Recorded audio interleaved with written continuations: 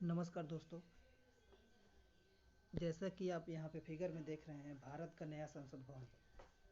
आखिर क्या है भारत का नया संसद भवन? इसके वास्तुकार कौन है और इसका उद्घाटन कब किया गया था और किस कंपनी ने इसको बनाया था? ये सारी चीज़ों का चर्चा हम करेंगे। और इस संसद भवन की विशेषताएं क्या हैं, इसमें राजदंड सेंगोल की भूमिका क्या है, इस सारी बातों का विश्लेषण आज हम लोग करने वाले हैं। तो सबसे पहले आप लोग ये जानिए कि इसके वास्तुकार विमल पटेल हैं और टाटा लिमिटेड द्वारा इस संसद का निर्माण किया गया है, जो कि पावर कॉरिडोर सेंट्रल विस्टा के पुनर्विकास का एक हिस्सा है। और आपको हम ये भी बताना चाहते हैं कि भारत के प्रधानमंत्री नरेंद्र मोदी, जो कि वीर सावरकर के 140वीं जयंती के अवसर पर इस नए संसद भवन का उद्घाटन किया था। कब किया था? तो 28 मई 2023 को इसका उद्घाटन हुआ है। यहाँ पे आपको दिखाई दे रहा होगा कि 28 मई 2023 का इसका उद्घाटन हुआ है। निर्माण शुरू की बात करें तो दिसंबर 2020 में इसकी निर्माण की शुरुआत होती है।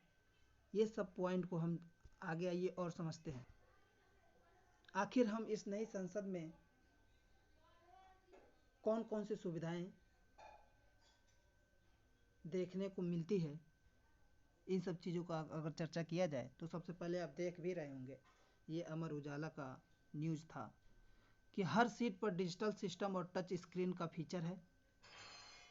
सिस्टम को एमपी सीधे मोबाइल या टैबलेट से कनेक्ट कर सकेंगे। जो डिजिटल सिस्टम है उसको मेंबर ऑफ पार्लियामेंट सीधे मोबाइल या टैबलेट से कनेक्ट कर सकते हैं।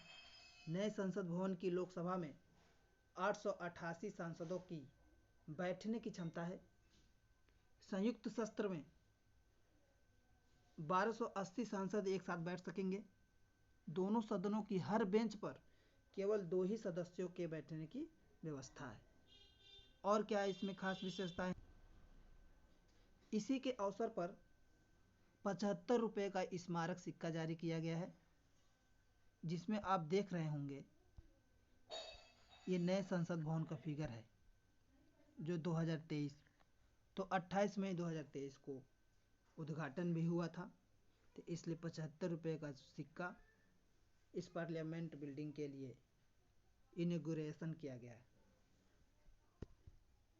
इसी नए संसद भवन में आप देखेंगे कि संसद के अंदर अखंड भारत का नक्शा बनाया गया है। और अखंड भारत का नक्शा क्यों बनाया गया है? जैसे कि आप लोग अगर प्राचीन इतिहास पढ़े हों, एंशिएंट हिस्ट्री में, तो मौर्य काल में जिस तरह से चंद्रगुप्त मौर्य ने अखंड भारत का सपना देखा था, और वही चाणक्य चंद्रगुप्त मौर्य को अखंड भारत का सपना दिखाने वाले सम्राट थे और उनके प्रधानमंत्री थे।